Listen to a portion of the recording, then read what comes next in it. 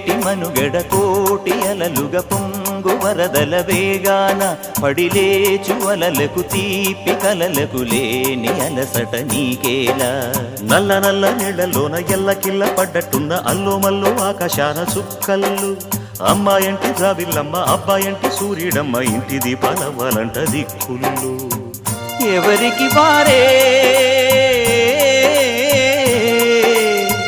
యమునకు నీరే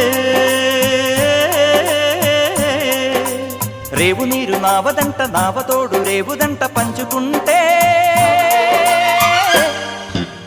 గోరువంక వాలగానే గోపురానికి స్వరాల గణగణ గంటలే మోగనేలా.